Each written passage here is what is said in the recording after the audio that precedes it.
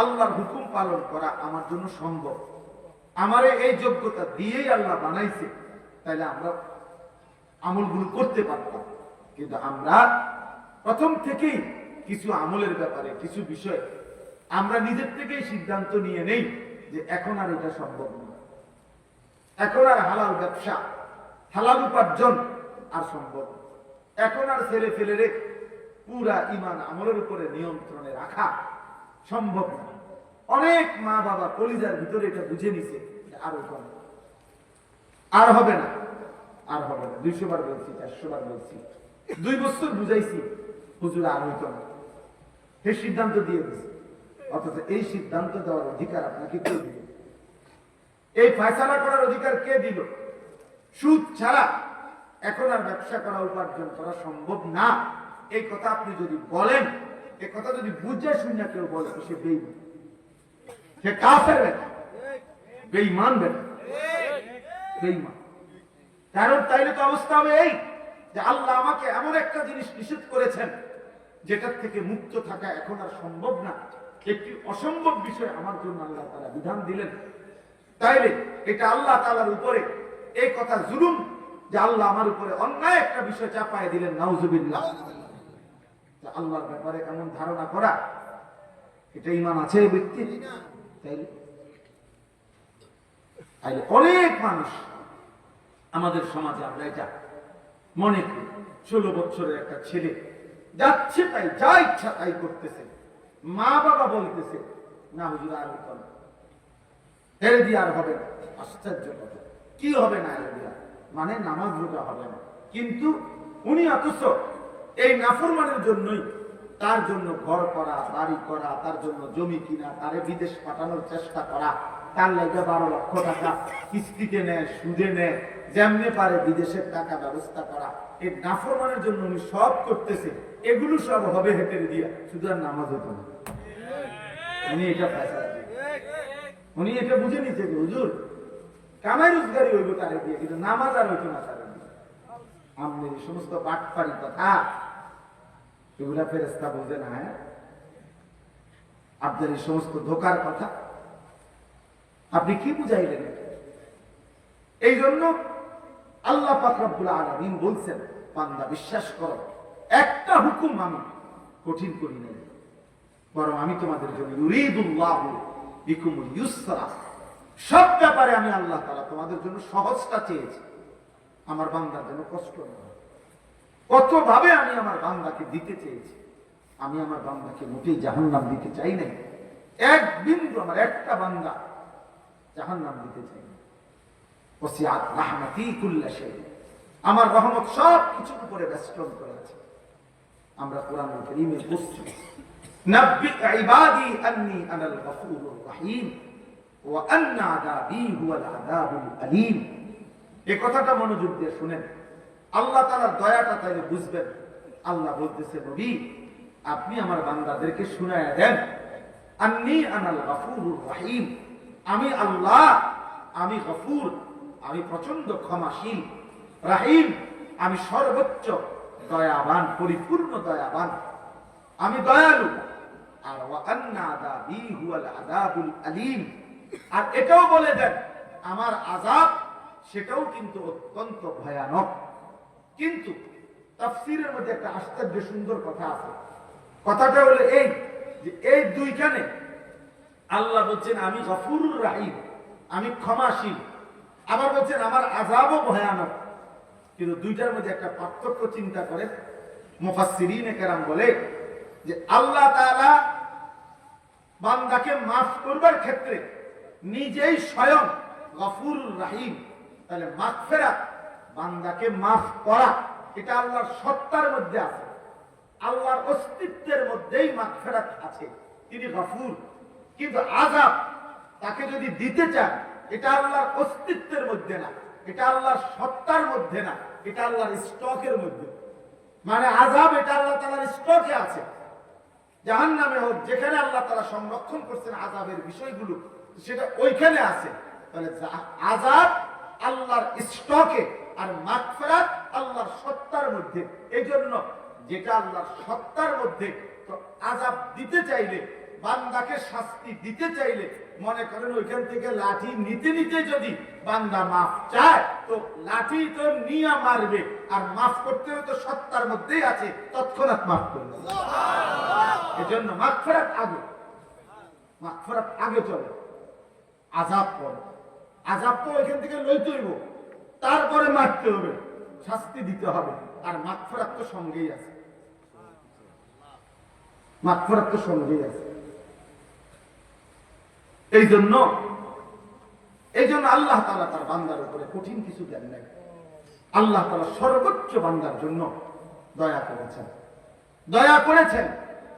আমাদেরকে আল্লাহ তাআলা যে বিধানগুলো দিয়েছেন এর কোনোটাই কঠিন না। আর দ্বীন ইউসরুন, নবী সাল্লাল্লাহু আলাইহি ওয়াসাল্লাম বলেন দ্বীন সহজ।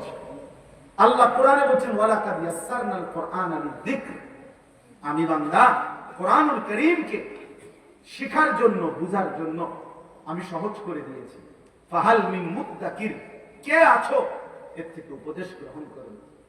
তাইলে প্রিয় ভাই আমার, বাপ আমার, ইনসাফের সাথে আপনারা, আমি কিংবা আপনি, যে বা যারা আমরা প্রতিনিয়ত আল্লাহর নাফরমানি করতেছি, আল্লাহর হুকুমের বিরুদ্ধাচরণ করছি, কেন বলেন? কেন? যারা এক ওয়াক্ত নামাজ পড়ে না, কেন পড়ে? কেন পড়ে না বলেন? যারা হালাল খাচ্ছে না, কেন খাচ্ছে না? তার জন্য এটা অসম্ভব নাকি? তার জন্য এটা অসম্ভব মনে হয়েছে? না, অসম্ভব। বরং এই মূল বিষয় হলো এটা, আখিরাতকে ভুলে গেছে, আল্লাহকে ভুলে গেছে। সে পরকালকে কিছুই মনে করে না। ইয়ালামুনা যাহিরাম মিনাল হায়াতিদ দুনিয়া ওয়া হুম আনিল আখিরাতি হুম গাফিলুন। আল্লাহ তাআলা বলে, বান্দা দুনিয়ার জীবন তো খুব ভালো বুঝলা, কিন্তু আখিরাতের ব্যাপারে একদম গাফিল হয়ে গেল। আখিরাতের কথা বললে আর কিছু বোঝে না, আর কিছুই বোঝে না। চাচারে জিজ্ঞাসা করবেন কোরআন শরীফ পড়তে পারেননি, সহি শুদ্ধ না পারেন, কিন্তু চাচা মেল মিটিং বোঝেননি, কত মেল তো আমিই করি, 10 গ্রামে আমার তে বালা বুঝেন না, আসেনি খবর না, একটা খবর। দুনিয়ার সমস্ত বিষয় উনি বুঝে, আল্লাহ কোরআনের এক লাইন উনি তেলাওয়াত করতে জানেন। কারণ কি? অহুম আনিল আখিরাতি হুম গাফিলুন, আখিরাতের ব্যাপারে গাফিল। ছেলেটার সব বোঝে, ছেলেটার জামা লাগবে, কাপড় লাগবে, ছেলেটার চাকরি লাগবে, ছেলেটার একটা ঘর লাগবে, ছেলেটার জন্য বিদেশে যাওয়া লাগবে, ছেলেটার রোজগার লাগবে, সব কিছু বুঝে, কিন্তু ছেলেটার যে নামাজ পড়ানো দরকার এটা উনি বুঝেন। কারণ এটা যে আখিরাত, এটা যে আখিরাত, এটা যে পরকাল। তাইলে বাস্তবতা হইল, ইনসাফের কথা হইল, আল্লাহ কিন্তু এটা বলছে, বান্দা আমি কঠিন করি নাই, আমি সহজ করেছিলাম, কিন্তু তুমি গুরুত্ব দিলা না, তুমি গুরুত্ব দিলা না, পাত্তা দিলা না। আজকে ইচ্ছে করে খামখেয়ালি করে আমরা নামাজ পড়ি না। এই তোমরা যারা ছেলেরা নামাজ পড়ো না, একেবারে কোনো কারণ নাই। বা তোমার শরীর সুস্থ, তোমার শরীর সামর্থ্যবান, তুমি নওজোয়ান, তুমি যুবক, তুমি কিশোর, তোমার শরীরে কোনো রোগ ব্যাধি ব্যারাম কিচ্ছু নাই, কিন্তু এক ইবলিস শয়তানের কাছে তুমি হেরে গেছো, এক নফসের ধোকার কাছে তুমি হেরে গেছো, একটা মোবাইলের কাছে হেরে গিয়ে, অসৎ বন্ধুর কাছে হেরে গিয়ে এক ওয়াক্ত নামাজ পড়ে না। আমি বারবার, আমার সবচেয়ে বেশি কষ্ট লাগে কথাটা ভাবলে, যে খোদার 30 দিন, একটা মাস পূর্ণ, একটা রমজান যার উপর দিয়ে গেল, রমজানের রোজাগুলো রাখলো, তারা করলো, এত বড় শ্রেষ্ঠতম রমজান, রহমত মাগফিরাত নাজাতের মাস, আল্লাহ তাআলা জান্নাতের দরজা খুলে রাখছেন, জাহান্নামের দরজা বন্ধ করে দিয়েছিলেন, শয়তানগুলোকে বন্দী করে রাখছিলেন। এত কিছু দিয়ে একটা মাস পূর্ণ যে বান্দাকে আল্লাহ তাআলা আদর করলেন, রহমত মাগফিরাত দিলেন, যেদিন আল্লাহ তাআলা রমজান শেষ করলেন, ঈদের চাঁদ উঠাইলেন, ঠিক ওই দিনে মাত্র একটা মাস পরে আল্লাহর এত দয়া মায়া, এত রহমত মাগফিরাতের পরে মাত্র আজকে আল্লাহ ঈদের চাঁদ উঠাইলেন। এই ঈদের দিন একদিনও যায় নাই এই নাফরমান, এই অসভ্য আবার আগের মতো আল্লাহ নাফরমানি করবে। তার চাইতে বড় নির্লজ্জ, অসভ্য, বেহায়া আর কি হবে?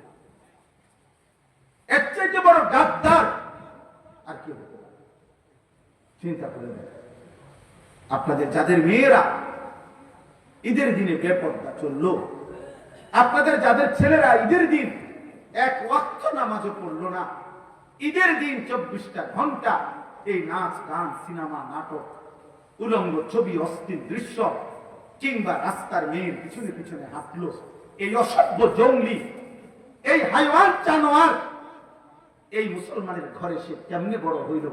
এত বড় রমজানকে সে কি কদর করল বলে? রমজান তাকে কি দিল তাইলে? এই নাফরমান কিসের রোজা রাখলো? এই নাফরমান কিসের তারাবি করলো? আহা, একটা মাস ওষুধ খাওয়ার পরে এটা বুঝি আজকে বন্ধ করে, এটা বুঝি একদিনও চলবে না ওষুধের মেয়াদ, ওষুধের টেম্পার একদিনও যাবে না। আফসোসের বিষয়, বহুতই আফসোসের বিষয়। হায় হায় হায়, কি পরিমাণ গাদ্দার, কি পরিমাণ অহংকারী, সীমালঙ্ঘনকারী নাফরমান।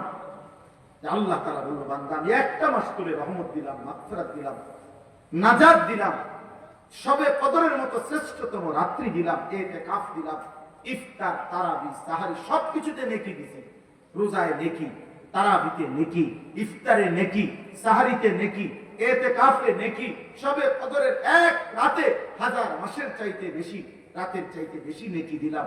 এত কিছু দেওয়ার পরে ঈদের চাঁদ উঠাইতে দেরি না, তুই আমি আল্লাহকে বৃদ্ধাঙ্গুলি দেখাইয়া আবার আমার নাফরমানি করে ফেলল। হায় হায় গাদ্দার, হায় হায়, আফসোসের বিষয়, আফসোসের বিষয়। ওই মা বাপ গুলো আফসোস করা উচিত, যাদের চোখের সামনে তাদের সন্তান খোদার একটা মাস রমজান শেষ হওয়ার পর পরই আল্লাহর নাফরমানি করল, আল্লাহর নাফরমানি করল। যাদের মেয়েগুলো বেপর্দা হাঁটলো, যাদের স্ত্রী বেপর্দা হাঁটলো, যাদের ছেলেগুলো শুধুমাত্র অসভ্যতার নোংরামি করে ঈদ পালন করে। অথচ এটা কোন যুক্তিতে ভাইয়া, একটা ছেলে হলো বুঝছো, কোন যুক্তিতে বাবা অসভ্যতা ঈদ হইতে পারে না। নাচ গান এটা ঈদ হবে কেন? এটা তো গুনাহ। নারীর পিছনে হাঁটা বন্ধু এটা তো ঈদ না, এটা তো নাফরমানি। বেটা কোন মেয়ে বেপর্দা হওয়া, ওই অসভ্য বেহায়া নারী, এটা তো ঈদ হইতে পারে না, এটা তো বেহায়া নারী, অসভ্য নারী, এটা দুশ্চরিত্র নারী, এটা এটা তো এই সমাজের দুর্গন্ধ, এটা তো এই সমাজের লানত, এটা তো অভিশপ্ত। এটা ঈদ হবে কেন? ঈদ তো ইবাদত। কোরআন কারীমে আল্লাহ তাআলা এখানে বলছেন এটা ওয়ালিতুকমিলুল ইদ্দাতা, এর পরের কথা এটা আল্লাহ বলছে, বান্দা আমি সহজ করেছি বিধান, কঠিন করি নাই। কাজে আমার রমজান পূর্ণ করো, প্রতিটা বিধান পূর্ণ করো, গুণে গুণে পূর্ণ করো, রোজা পুরা করো, তারাবি পুরা করো, ইফতার পুরা করো, সাহারি পুরা করো, শেষ দশকে ইতিকাফ করো, সবে কদরের বেজর রাত্রিগুলোতে শেষ দশকে তালাশ করো, আর সবগুলো পূর্ণ ইবাদত করে যেদিন ঈদের চাঁদ উঠবে সেদিন তোমার করণীয় ওয়ালিতুকাব্বিরুল্লাহ আলা মা হাদাকুম, আমি যে তোমাকে রমজান দিলাম, আমি যে একটা মাস হায়াত দিলাম, আমি যে তোমারে এতগুলো নিয়ামত, এতগুলো ইবাদত, এতগুলো নেকির সন্ধান তোমাকে যে আমি দিলাম, এই খুশিতে, এই আনন্দে, এই কৃতজ্ঞতায় তুমি আমি আল্লাহর তাকবীর, আল্লাহু আকবারের ধ্বনি উচ্চ করো। এই ছিল ঈদের করণীয়। ওয়ালিতুকাব্বিরুল্লাহ, আল্লাহর তাকবীর বলো, আল্লাহ আল্লাহু আকবার, আল্লাহু আকবার, লা ইলাহা ইল্লাল্লাহ, আল্লাহু আকবার, আল্লাহু আকবার, ওয়ালিল্লাহিল হামদ। তাহলে আল্লাহ পাক কোরআনে স্পষ্ট বললেন ওয়ালিতুকাব্বিরুল্লাহ, ঈদের দিনের করণীয় তুমি আল্লাহর তাকবীর পড়ো। আর তুমি নাফরমান, নাচলা, গাইলা, ফুর্তি করলা, ডেক সেট বাজাইলা, আর গান বাদ্য, মোবাইলের নাচ গান, নারীর পিছনে ঘুরলা, যারা মেয়েদেরকে বেপর্দা ছেড়ে দিলেন, স্ত্রীকে বেপর্দা ছেড়ে দিলেন, ঘরে ঘরে টেলিভিশনের আওয়াজ উচ্চ করে দিলেন, এই নাফরমানরা আপনারা তো আল্লাহকে বৃদ্ধাঙ্গুলি দেখালেন, আল্লাহর বড়ত্বকে ছোট করে দিলেন, শয়তানকে বড় করে দিলেন। আল্লাহ তো বলছে তুকাব্বিরুল্লাহ, আল্লাহর বড়ত্ব ঘোষণা করো, আল্লাহ বড়, আল্লাহ বড় বলো। আর তুমি নাফরমান বললা, না শয়তান বড়, শয়তান বড়, শয়তান। তুমি তো শয়তানকে উচ্চ করলে না। ঈদ তো তোমার বাপের না, ঈদ তো জাতিসংঘের দেওয়া না, ঈদ তো সরকারের না, ঈদ তো সংবিধানের দেওয়া না, ঈদ তো মহান আল্লাহ পাকের দেওয়া। রাসূলুল্লাহ সাল্লাল্লাহু আলাইহি সাল্লামের ঘোষণা করা, আল্লাহ দিয়েছেন এই নবীজি ঘোষণা করেছেন। তাহলে যেটা আল্লাহ ঘোষণা করলেন, নবীজি ঘোষণা করলেন, সেখানে আমি আল্লাহর নাফরমানির মাধ্যমে সেটা ঈদ হয় কেন? এজন্য অসভ্যতা ঈদ হইতে পারে না। বেহায়া নারীর এই হাঁটা এটা ঈদ নয়, এটা অসভ্যতা। অসভ্যতা। তোমরা যারা যুবক এক ওয়াক্ত নামাজ পড়ো নাই, তুমি অসভ্য। তুমি মুসলমানের ঈদ পালন করো নাই, তুমি শয়তানের কোন এজেন্ডা বাস্তবায়ন করেছো। তোমার সাথে ঈমানদারের ঈদের কোন সম্পর্ক নেই, ঈমানদারের ঈদের কোন সম্পর্ক। তুমি বেহায়া, ঠিক আছে, চলো বেঈমানের সাথেই চলো। আর বেঈমান তোমার ভাইকে প্রতিদিন বোমা মেরে হত্যা করছে, শহীদ করছে। আজকের পত্রিকাতেও খবর আসছে, গাজার, ফিলিস্তিনের গাজার মুসলমানকে ইসরায়েলের ওই ইহুদি কুত্তারা এইভাবে বোমা হামলা করছে।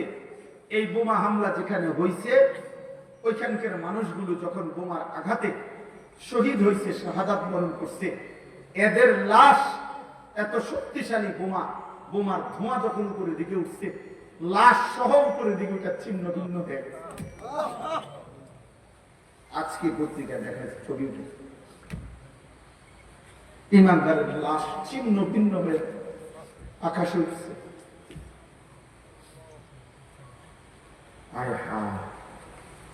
এটা তো গল্প না, এটা তো রূপকথা না, এটা তো কিচ্ছা কাহিনী না বন্ধু, এটা প্রাচীন কোন ইতিহাস না। এটা এই মুহূর্তে পৃথিবীতে, এই মুহূর্তে পৃথিবীতে আমার ইমানদার ভাইদের উপরে, মুসলমানের উপরে এই জুলুম করছে ইহুদি ওই কুত্তারা। পৃথিবীর কোন ভদ্রতা যে বেঈমানদের কাছে নাই, কোন আখলাক বলতে নাই, কোন সভ্যতা যাদের কাছে নাই, সেই ইউরোপ, আমেরিকা, এরা মুখ বন্ধ করে আছে। আমেরিকার প্রত্যক্ষ সহযোগিতায়, সরাসরি মদদে ইসরায়েলের কুত্তারা এই জুলুম করছে। সেই বেঈমানের আচরণ, প্রিয় ছেলেরা, আমার প্রিয় বাবা বোনদেরকে বইল, সেই বেঈমানদের আচরণ, চলাফেরা, চুল, লেবাস, পোশাক যদি তোমার পছন্দ হয়, তুমি যদি একদিকে তোমার মজলুম মুসলমান কিভাবে লাশ ছিন্ন ভিন্ন করে দিচ্ছে, আর তখনও তুমি মোবাইলে নাড়িয়ে দেখো, ছবিয়ে দেখো, উলঙ্গ দৃশ্য দেখো, ছি বেটা, তো লানত তোর এই জিন্দেগির উপরে, লানত তোর উপরে, লানত তোর উপরে, আল্লাহ লানত তোর উপরে, লানত তোর উপরে। তোর বিবেকের মধ্যে যদি এতটুকু অনুভূতি না জায়গা রাখে, তোমরা শোনো নাই কেউ, কেমনে পারো তোমরা নামাজ ছাড়া? কেমনে শোনো? কি পরিমাণ অভিশপ্ত আমাদের জিন্দগি হয়ে গেছে। মনে হয় যেন বিষয়টা এমন যে পাশের ঘরে আমার মুসলমান, পাশের ঘরে এগরে জ্বালাইয়া ফেলতেছে, হত্যা করতেছে, আর এই পাশে হে মোবাইল টিপে, হের যদি জিজ্ঞাসা কি রে বেটা, বলবে যে আমারও তো মারছে, আমারও তো মারছে, এটা ফিলিস্তিনে না, এটা বাংলাদেশে না, আরে এটা তো আমি ঢাকা না, এটা কুমিল্লা না, তো এটা কুমিল্লা শহরে, এটা বুড়িসং না, এটা দেবিদ্বার, এটা আমগো গ্রামে না, তো আমারও তো আর মারছে না, আমারও তো মারছে। হায় হায়, বাবা মা আপনাদের বিবেক হবে কখন? সন্তান তোমাদের বিবেক হবে কখন? আরে মিয়া, আর কিছু করতে না পারি, চোখের পানিটা তো ফেলতে পারতাম, আল্লাহর কাছে বলতে তো পারতাম যে আল্লাহ, মজলুম আর কতদিন কাঁদবে,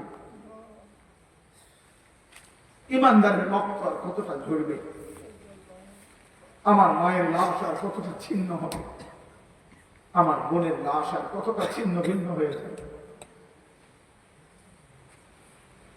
বহুতই আশ্চর্য।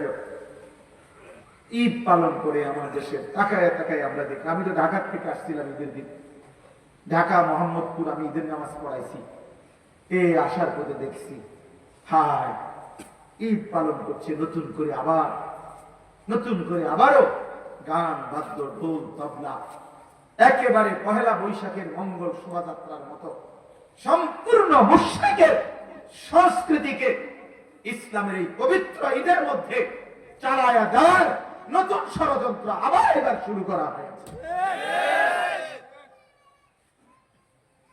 আবার এবার ঈদের দিনে এতদিন দেখতাম পহেলা বৈশাখকে কেন্দ্র করে ঢোল তবলা এই হই হুল্লুর হইতো, এখন ঈদের পবিত্র দিনে, আর ঈদ মানে তো উৎসব না বেটা, ঈদ মানে পৃথিবীর কোন ডিকশনারিতে ঈদ মানে উৎসব নাই বেটা। ঈদ তোমার বাসার না, ঈদ বাংলা ভাষার কারো না, ঈদ এটা আরবি শব্দ, এটা রাসূলুল্লাহ সাল্লাল্লাহু আলাইহি ওয়াসাল্লামের জবানের উচ্চারিত শব্দ। অতএব সেটা জিজ্ঞেস করতে হবে ওইখান থেকে। ঈদ মানে উৎসব নয়, ঈদ মানে ইলাইহি আওয়াইদুল ইহসান। খুতবার বই তো আছে, কিতাবেও আছে। ঈদ মানে হলো যেটা ফিরে আসে, অর্থাৎ মহান আল্লাহ পাকের ইহসান ফিরে আসছে। গত এক মাস আমার উপরে দিনের বেলা খাদ্য পানীয় হালাল স্ত্রীর সাথে সম্পর্ক এটা নিষেধ ছিল, এই অনুমতি আবার ফিরে আসছে আজকের ঈদের দিনে। আল্লাহ তাআলা আমার উপরে আল্লাহর অনুগ্রহ, দিনের বেলায়ও খাওয়ার অনুমতি ফিরাইয়া দিচ্ছেন, পানি পান করার অনুমতি ফিরাইয়া দিচ্ছেন, স্ত্রীর সাথে মেলামেশার অনুমতি ফিরাইয়া দিচ্ছেন। আল্লাহ তাআলা তার ইহসান দয়া আমার উপরে আবার ফিরাইয়া দিচ্ছেন। আল্লাহ আমারে একটা মাস হায়াত দিয়া ঈদের দিন পর্যন্ত পৌঁছাইয়া দিচ্ছেন। তো আমার কাছে যে আল্লাহর নিয়ামত ফিরে আসলো, আল্লাহর অনুগ্রহ ফিরে আসলো, এজন্য আল্লাহর ওয়ালা আল্লাকুম, এই শেষ অংশ এটাই, ওয়ালা আল্লাকুম তাশকুরুন। আল্লাহ বলেন আমি চেয়েছি রমজান দিয়ে, আমি আল্লাহ তাআলা চেয়েছি তোমার কাছে তুমি আমার শুকর আদায় করবা, শুকর আদায় করবা, শুকর আদায় করবা। বান্দা আমি এই উদ্দেশ্যে দিছিলাম। ঈদ শেষ, রমজান শেষ করে তুমি নাচবা গাইবা, রমজান রোজা পাবা, রোজা পালন কইরা তারপরে ওটা মাইয়ারে ছেড়ে দিছে রাস্তা যে দা মানুষের জানা আজকে ঈদ। স্ত্রীকে বেপরদা ছেড়ে দিছে, ছেলেটাকে ছেড়ে দিছে। আপা রোজা শেষ, আর চিন্তা করো না, এবার নাচো গাও ফুর্তি করো। অথচ আল্লাহ বলছেন ওয়ালা আল্লাকুম তাশকুরুন, আমি চেয়েছি তুমি আমার শুকর আদায় করো, আমার শুকর আদায় করবা বান্দা, শুকর আদায় করো, শুকর আদায় করো যে আল্লাহ আপনি আমারে একটা মাস হায়াত দিচ্ছেন, আপনি যদি আমার জীবন না দিতেন, হায়াত না দিতেন, আমি কেমনে পাইতাম রমজান, কেমনে পাইতাম? আচ্ছা তো বলেন, এনাম ভাই বলেন, আমাদের অ্যাডভোকেট এনাম সব সহ আমরা সহজ কথা শুনেন, যেদিন রমজানের চাঁদ ওঠে সেদিন আমরা মদিনা শরীফ একসাথে আমার শায়েখ আল্লামা মুফতি মুশতাকুর নবী কাসিমি হুজুর সহ, এনাম ভাই সহ আমরা আরো সাথী রাসূলুল্লাহ সাল্লাল্লাহু আলাইহি ওয়াসাল্লামের রওজা শরীফের পিছন বরাবর ছাতার এখানে আমরা বসে আছি, ছাতার নিচে। এই সময়ে মাগরিবের ওয়াক্ত হয়েছে। এই যেদিন রমজান শুরু হয় তো সন্ধ্যার সময় মাগরিবের ওয়াক্তে ইমাম সাহেব একটু পরে নামাজে দাঁড়াইছে। দাঁড়ানোর পরে প্রথম রাকাতেই মাগরিবে উনি সূরা তেলাওয়াত করছে, ইয়া আইয়ুহাল্লাযীনা আমানু কুতিবা আলাইকুমুস সিয়াম কামা কুতিবা আলাল্লাযীনা মিন ক্বাবলিকুম লাআল্লাকুম তাত্তাকুন। এই 5 আয়াত যেখানে রমজানের আলোচনা একটানা পড়ে ফেলছে। তা আমি সালাম ফিরাইছি, আর এর সাথে কে জানি আমার সাথে ছিল, আর বললাম যে চাঁদ উঠছে। কেমনে বুঝছেন? এই যে তেলাওয়াত দেখেই বুঝছি চাঁদ উঠছে, কারণ চাঁদ উঠছে দেখে উনি রোজার আয়াত করছে। আচ্ছা, কথা উদ্দেশ্য যে কথাটা বলা, মক্কা মদিনায় প্রত্যেক ওয়াক্তে জানাজা হয়। তো এই মাগরিবের নামাজের পরে যেদিন চাঁদ উঠলো মদিনায়, সেই দিন তো মাগরিবের পরে জানাজার এলান হয়েছে, মানে মুয়াজ্জিন বলছে জানাজা, জানাজার কথা। এইটা যখন বলছে আমার শায়েখ আল্লামা মুফতি মুশতাকুর নবী কাসিমি, এই হুজুর তখন আমি পাশে বসা, হাত ধরে আমার একবারে কাঁদো কাঁদো সুরে হুজুর বলতেছে, মাওলানা ভেবে দেখেন, এই এখন যে মানুষগুলো জানাজা হবে, এই মানুষগুলো গত 2 মাস যাবৎ আল্লাহর কাছে রমজানের আশা করে দোয়া করছিল, এরা সবাই দোয়াও করছিল, আজ তো চাঁদ উঠলো, এরা তো কবরে চলে যাচ্ছে, এরা তো রমজান পায়, এরা তো রমজান পায় না, চাঁদ তো উঠছে, চাঁদ তো উঠছে। আচ্ছা, এবার এদিক দিয়ে আসেন। আমরা তো সুধন্যপুরে আমার শাইখ আল্লামা মুফতি মুশতাকুর নবী কাসিম হুজুরের সাথেই ইতিকাফ করি। এরাম ভাইও ছিলেন, আমরা সবসময় এখানেই ইতিকাফ করি। এই বছর প্রায় 1100-র মতো সাথী আলহামদুলিল্লাহ ইতিকাফ করছে এক মসজিদে, প্রায় 1100 হবে আলহামদুলিল্লাহ। আলহামদুলিল্লাহ এক মসজিদে ইতিকাফ করছে। একজন পায় না বলে মসজিদ আর আমরা জায়গা দিতে পারি। কত মানুষ যে ফেরত দিছে জায়গার অভাবে। তো যাই হোক, শেষ দিন যেদিন চাঁদ, ঈদের চাঁদ উঠবে, মানে রমজান শেষ হবে, গত বছর একজন চাচা এই মাদ্রাসার পাশেই বাড়ি, উনি গত বছর আমাদের সাথে ইতিকাফ করছিল। এই বছর অসুস্থতার কারণে ইতিকাফ করে নাই। এই শেষ যেদিন চাঁদ উঠবে ওই দিন আসরের নামাজের পরে ওই চাচা ইন্তেকাল করছে। তাহলে এই চাচাটাও রমজানের শেষ হয়তো 1 ঘন্টা 2 ঘন্টা উনি তো পায়। তাহলে ওই সময় চাঁদ উঠছে, সেদিনও অনেকে পায় না, শেষ মিনিটেও অনেকে ইন্তেকাল করছে।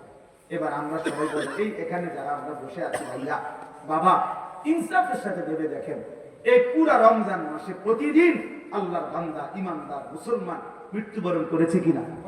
তাহলে সেই মানুষগুলোর মাঝখান দিয়া আমারে আপনারে আল্লাহ তাআলা পুরা মাস হায়াত দিলেন, রহমতও পাওয়াইলেন, মাগফিরাতও দেখাইলেন, নাজাতের অংশও আমারে হায়াত দিলেন, ইতিকাফও করতে দিলেন, শবে কদরের বেজর রাত্রিগুলো আমারে নসিব করাইলেন। এত কিছু দিয়ে আমার কাছ থেকে আল্লাহ তাআলা কোনো কৃতজ্ঞতা পাবে না? তো আল্লাহ তো এটাই বলছে, লাআল্লাকুম তাশকুরুন, বান্দা আমি চেয়েছি তুমি আমার কৃতজ্ঞতা আদায় করো। তোমার ভিতরে বিবেক আসবে যে হায় মাওলা, আপনি আমারে হায়াত দিয়েছেন বলেই তো আমি রমজান পেয়েছি, আপনি আমারে বাঁচায় রাখছেন বলেই তো আমি রহমত মাগফিরাত নাজাত পেলাম, আপনি আমারে হায়াত দিয়েছেন বলেই তো আমি ইতিকাফ করার সুযোগ পাইলাম। আমাদের এই যে নুরুল আলম ভাই গেছে, নুরুল আলম ভাই এখানে ছিল এতক্ষণ। নুরুল আলম ভাইয়ের ছোট ভাই কাউসার, কাউসারের শ্বশুর কোম্পানিগঞ্জ মোরগ বাজার মসজিদে ইতিকাফে বসছে। 4র্থ দিনে ইতিকাফে উনি শরীরের মধ্যে অসুস্থতা ব্যথা অনুভব করতেছে, হাসপাতালে নিচে ইন্তেকাল। কি নাকি কোন 4র্থ দিন আছে? 4র্থ দিন হবে, 3য় বা 4র্থ দিন ইতিকাফে ঢুকছে বেটা, ইতিকাফ অবস্থায় হসপিটালে নিচে, আর মসজিদে ফিরে আসে নাই, কবরে ফিরে গেছে, কবরেই চলে গেছে। তাইলে আমার বন্ধু, আল্লাহ পাক রব্বুল আলামিন আমাদেরকে হায়াত দিয়েছেন, আল্লাহ পুরাটা মাস বাঁচার তৌফিক দিয়েছেন আমাদেরকে।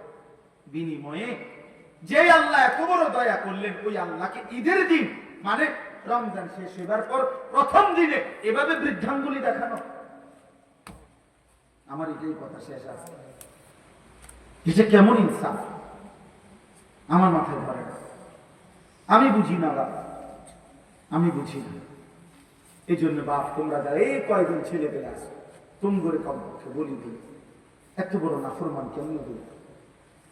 ঈদের দিনে যাদের কপালে একটা সেজদা জুটলো না, ঈদের দিনেও যাদের কপালে আল্লাহর একটা গোলামি জুটলো না, আহ, তোমরা 16 বছর 18 বছরের ছেলেটা রোজা তো রাখছিল, তোমার রোজা তোমার উপরে কি প্রভাব ফেললো? তোমার তারাবি তোমার উপরে কি প্রভাব ফেললো? কি প্রভাব ফেললো? এই জন্য ইনসাফের সাথে এটাই আজকে বক্তব্য। আল্লাহ তাআলা বলছেন এটা, ওয়ালিতুকাব্বিরুল্লাহ আলা মা হাদাকুম, রমজান পরবর্তী ঈদের দিন আমার তাকবীর বলো, আর ওয়ালাআল্লাকুম তাশকুরুন, পুরাটা জিন্দেগি আমার শুকর আদায় করতে থাকো, কারণ আমি তোমাকে দয়া করেছি, আমি তোমাকে রহম করেছি, আমি তোমাকে ইহসান করেছি। এজন্য কৃতজ্ঞতা, কৃতজ্ঞতা আল্লাহর প্রতি কৃতজ্ঞ হওয়া, এটা রমজানের শিক্ষা। রমজানের কি শিক্ষা? আচ্ছা, এই জন্য রাসূলুল্লাহ সাল্লাল্লাহু আলাইহি ওয়াসাল্লাম বলছেন এবং নিয়মিত আমল করছেন, রমজানের পরে এই শাওয়াল মাসে নবী সাল্লাল্লাহু আলাইহি ওয়াসাল্লাম 6টি রোজা রাখছেন, যেটা শাওয়ালের 6 রোজা বলে। আমার শাইখ আল্লামা মুফতি মুশতাকুর নবী কাসিম হুজুর এটা বলছে, হুজুরের বয়ানেও, যে এই যে আল্লাহ যে বলছে বান্দা তুমি শুকর আদায় করবা রমজান পেয়ে, তো বান্দা যেন শুকর আদায় করছে প্র্যাকটিক্যাল আরো 6টা রোজা রেখে। যে আল্লাহ আপনি যে আমার 1 মাস রোজা রাখার তৌফিক দিয়েছেন, এটা শুকর হিসাবে, কৃতজ্ঞতা হিসাবে আমি আরো 6টা রোজা রাখলাম। এই জন্য এই 6টা রোজা যদি কেউ পালন করে এই মাসে, তাহলে তার এই আমলটা হয় যে আল্লাহ যে বলছে আমি রমজান দ্বারা তোমার কাছ থেকে শুকর চাই, এই শুকর আদায় হয়। আচ্ছা, আরেকটা বিষয় হলো হাকিমুল উম্মত মুজাদ্দিদুল মিল্লাত হযরত মাওলানা শাহ আশরাফ আলী থানভী রাহমাতুল্লাহি আলাইহি বলেন, হাদিসের বক্তব্য এটা, আল্লাহ যখন কোনো বান্দার আমল কবুল করে তখন আল্লাহ ওই কবুলের একটা চিহ্ন হইল আল্লাহ ওই আমলটি তাকে পুনরায় করবার তৌফিক দেয়। বুঝেন না কথাটা? এটার দ্বারা প্রমাণ হয় আল্লাহ তার পিছনের আমলটা কবুল করছেন। তো এই জন্য রমজানের 1 মাস রোজা রাখবার পরে কোন ব্যক্তি যখন পুনরায় আবার এই মাসে 6টা নফল রোজা রাখে, তো বোঝা যায় আল্লাহ তার রোজা পিছনেরটা কবুল করছেন, এই জন্য নতুন রোজা রাখবার তৌফিক দিয়েছেন। এই জন্য এই 6 রোজা অত্যন্ত ফজিলতপূর্ণ রোজা। এই জন্য আমি আজকে এতটুকুই কথাই বলতে চাই। 1 নম্বর মূল যে কথাটা বললাম, কেন আমরা গুনাহ করব, কেন আমরা আল্লাহর নাফরমানি করব? আল্লাহ তাআলা আমাদেরকে হায়াত দিয়ে এত বড় রমজান দেওয়ার পরে আমাদের তো উচিত আল্লাহর প্রতি কৃতজ্ঞ হওয়া, আল্লাহর প্রতি শুকরগুজার হওয়া। অতএব আমরা যে যে গুনার মধ্যে আছি আমরা তওবা করতে চেষ্টা করি। প্রিয় সন্তানেরা, যুবকেরা, কিশোররা, বিশেষ করে তোমরা ভাইয়া, তোমরা আল্লাহর নাফরমানি থেকে ফিরে আসো। আর আগামী পৃথিবীতে এই ইসরায়েলের, এই ইহুদিদের এই জুলুম অত্যাচার, ফিলিস্তিনের মজলুম এই মুসলমানদের আহাজারি দেখে আমার ভাই নিজের কলিজার মধ্যে যদি কোনো ভয় না আসে, সবক না আসে, তো মনে রাখেন আমাদের জন্য মুসিবত অপেক্ষা করছে।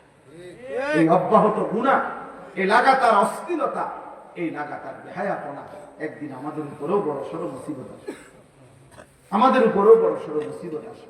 এই জন্য দয়া করে যারা অভিভাবক আছে, নিজের স্ত্রী সন্তানের নামাজের দিকে, নিজের স্ত্রী সন্তানের আখলাকের দিকে আরেকটু নজরদারি করেন, এবং নিজেরা যারা ছেলেরা মেয়েরা প্রত্যেকে মুসলমান হিসাবে ঈমান আমলের উপরে উঠবার চেষ্টা করেন। আল্লাহ তাআলা আমাদেরকে তৌফিক দান করেন। আল্লাহ তাআলা আমাদেরকে প্রত্যেককেই আল্লাহ তার শুকরওয়ালা কৃতজ্ঞ বান্দা হওয়ার তৌফিক দান করেন। একটা আশ্চর্য কথা আছে, আমি কিতাবে পড়ছি, আমার শায়েখের একটা পছন্দের কিতাব ফিকহুল আদইয়া, এই কথাটাই শেষ করছি। ওই কিতাবের মধ্যে আছে আল্লাহ তাআলা তার বহু নিয়ামত, আল্লাহ বলছেন আল্লাহ যাকে চান তাকে দেন। কোরআন শরীফে এমন আছে, ফাসাউফা ইউগনিকুমুল্লাহু মিন ফাদলিহি ইনশাআ। আল্লাহ বলেন আল্লাহ যাকে চান তাকে তিনি ধনী বানিয়ে দেন। তা যাকে চান, ইয়াহাবু লিমান ইয়াশাউ ইনাসা, আল্লাহ যাকে চান তাকে কন্যা সন্তান দান করেন। ইয়াগফিরু লিমান ইয়াশা, আল্লাহ যাকে চান তাকে মাফ করে দেন। ইয়াবসুতুর রিজকা লিমান ইয়াশা, আল্লাহ যাকে চান তার রিজিক প্রশস্ত করে দেন। আল্লাহ পাক যাকে চান, এরকম বলে অনেক কথা আল্লাহ বলেন যে ওয়াগফিরু লিমান ইয়াশা, আল্লাহ যাকে চান তাকে মাফ করে দেন, যাকে চান তাকে রিজিক দান করেন, যাকে চান তাকে ইজ্জত দান করেন। তার মানে সবাইকে দেন না, যাকে চান তিনি তাকে দেন। কিন্তু একটি আমল আছে এরকম, যেটা কোনো বান্দা করলে আল্লাহ যতজন করে প্রত্যেককেই তার বিনিময় দান করেন। এনে যাকে চান নাই, সেটা হলো শুকর। এটা কোরআনের আয়াত। আল্লাহ কোরআনে স্পষ্ট বলছে আল্লাহ তাআলা প্রত্যেক কৃতজ্ঞ বান্দাকে বিনিময় দিয়ে থাকেন, যাকে চান না, প্রত্যেক কৃতজ্ঞ বান্দাকে আল্লাহ বিনিময় দিয়ে থাকেন। এই জন্য যে আল্লাহর কৃতজ্ঞতা আদায় করবে আল্লাহ তাকেই বিনিময় দেবে।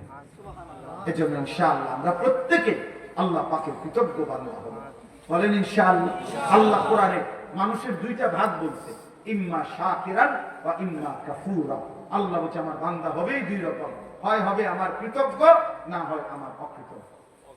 অকৃতজ্ঞ ইম্মা শাকির ওয়া ইম্মা কাফুর, হয়তো শাকির হবে নয়তো কাফুর হবে, অকৃতজ্ঞ হবে। আল্লাহ বলছে শাকির হইলেও পুরস্কার রাখছি, অকৃতজ্ঞ হইলেও শাস্তি বরাদ্দ করব। অতএব আল্লাহ তাআলা যেন আমাদেরকে আল্লাহ পাকের শুকরগুজার কৃতজ্ঞ বান্দা হিসাবে কবুল করেন। আজকের এই জীবনপুর দক্ষিণ পাড়া যুবক ভাইদের এই মাহফিল